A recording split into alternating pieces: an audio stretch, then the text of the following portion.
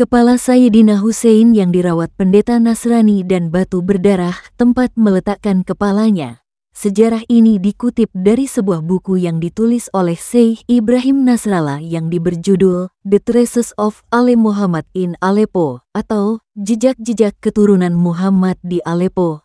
Tempat ini konon dulunya adalah sebuah biara yang terdiri dari dua buah ruangan yang diberi nama Martruta Monastery, yaitu sebelum datangnya Islam ke kota ini.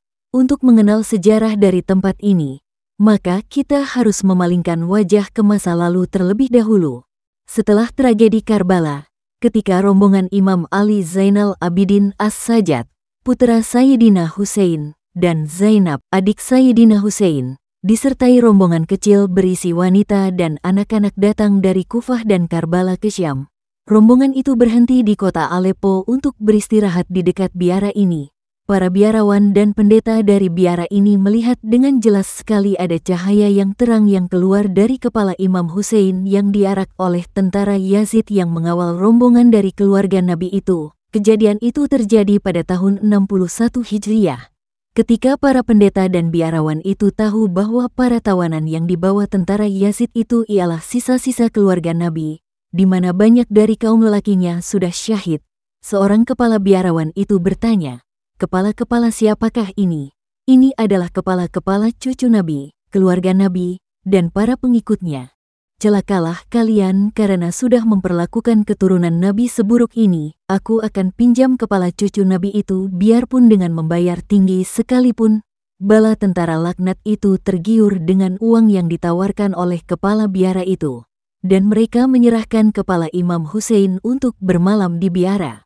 Untuk itu, para pendeta dari biara itu mengeluarkan uang yang sangat banyak. Seorang pendeta yang memiliki pengetahuan luas mengambilnya.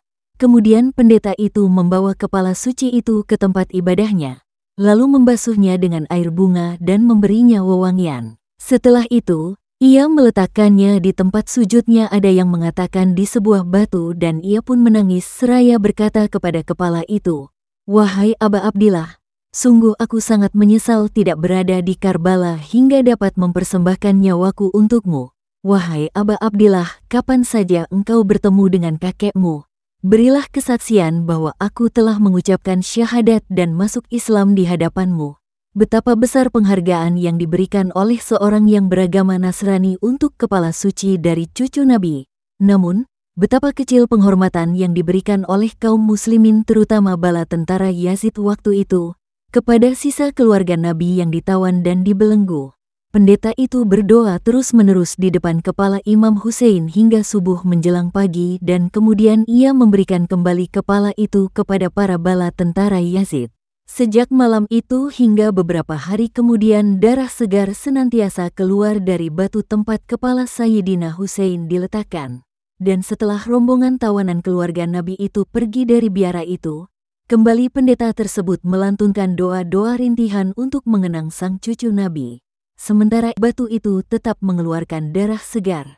Batu ini akhirnya memerah karena darah yang pernah tercurahkan dari kepala pemimpin para syuhada dan tetap bersemayam di biara ini dari awal bulan Safar tahun 61 Hijriah hingga tahun 333 Hijriah. Ketika Raja Sifodowi Hamdani, seorang pengikut Ahlul Bait Nabi, memasuki kota Aleppo dan memutuskan untuk menjadikan kota Aleppo itu menjadi ibu kota, raja itu seringkali menjenguk batu itu, dan sampai detik itu masih pula mengeluarkan darah segar. Ia akhirnya memutuskan untuk membangun tempat itu untuk menghormati batu yang mengeluarkan darah itu sebagai tanda kebesaran Allah di muka bumi ini. Pada pertengahan abad keempat Hijriah, bangunan megah yang ditujukan untuk menghormati batu itu berdiri. Dan sejak saat itulah tempat tersebut mulai sering diziarahi bagi para pecinta cucu Nabi, Imam Hussein.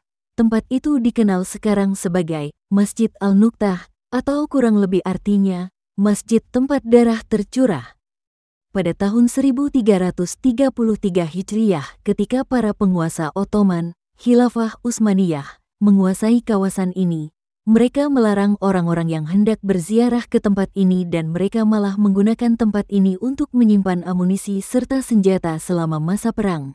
Akhirnya pada suatu masa, Kekhalifahan Ottoman mengalami kemunduran dan lemah dalam segala bidang. Pada saat itulah tentara sekutu bermaksud untuk menyerang kota Aleppo. Timbullah kekacauan di mana-mana pada waktu itu. Tanggal 20 Muharram 1337 Hijriah. Masjid yang dipenuhi oleh amunisi senjata dan mesiu ini tiba-tiba meledak. Bangunan nan indah ini hancur porak-poranda dan kepingannya berserakan di mana-mana. Keajaiban terjadi. Batu berdarah itu tetap berada di tempatnya dan beberapa batu yang besar berkumpul di sekelilingnya, seolah-olah ingin melindungi batu tersebut. Sungguh itu merupakan suatu tanda kebesaran ilahi. Kemudian beberapa orang ulama mengambil batu itu dan membawanya ke Masjid Zakaria yang ada di kota itu. Setelah dipindah, batu tersebut menunjukkan beberapa keanehan, yaitu seringkali bergerak-gerak sehingga membuat ketakutan para alim ulama dan santrinya. Hingga akhirnya mereka memutuskan untuk menempatkan batu itu di atas punggung seekor kuda dan kemudian membiarkan kuda itu membawanya kemana ia suka.